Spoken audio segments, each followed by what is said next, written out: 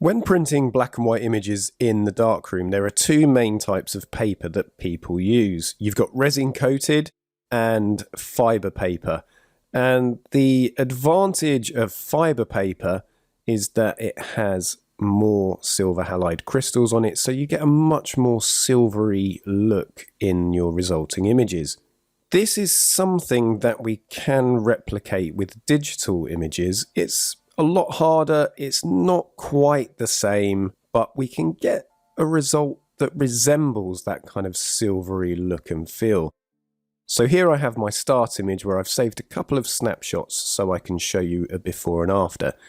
So with the start image, I've just made some really basic adjustments. I've corrected the white balance, adjusted exposure, and then in the silver image, I've applied lots of different adjustments that hopefully faithfully replicate the look of fiber-based paper.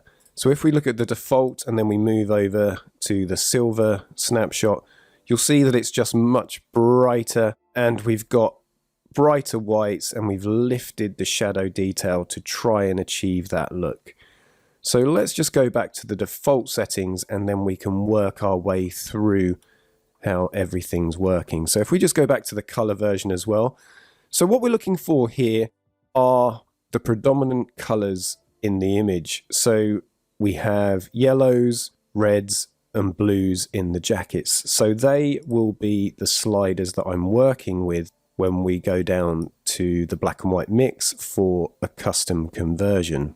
But before we get started there, I am just going to make sure that the point curve is set to medium contrast, which it is. And now we can begin working with these sliders. So I'm just going to take the reds over to +20, and then let's have a look at the yellows. I don't want to push things too far because we can start losing lots of detail. So +10 there.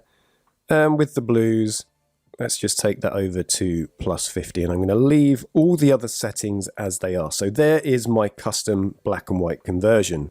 And now we can start to look at all the different settings that we need to work with.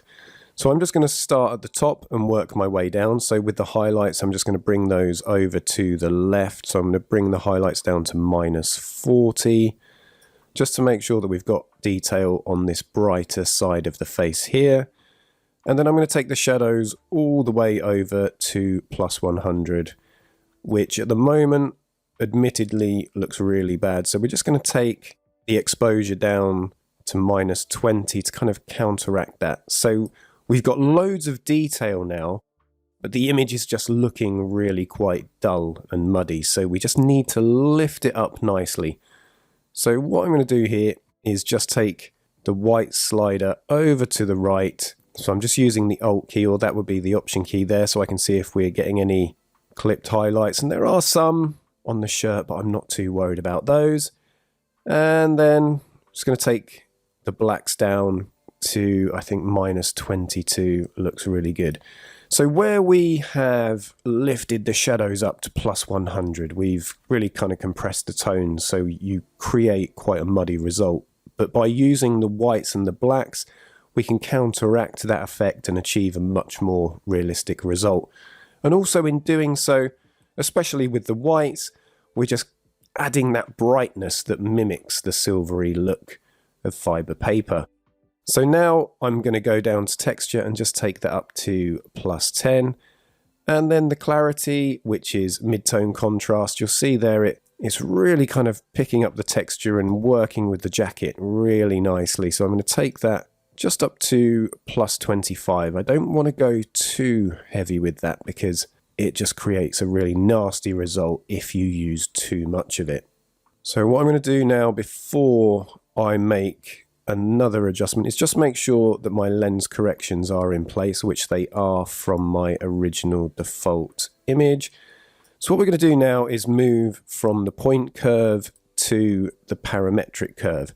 So we took the shadows up to 100% on the main shadows slider, but I would like to increase the shadows even more. So I can do that here with these sliders and I'm going to take the shadows up to +25 here. So it's a really quite strong effect in terms of the shadows.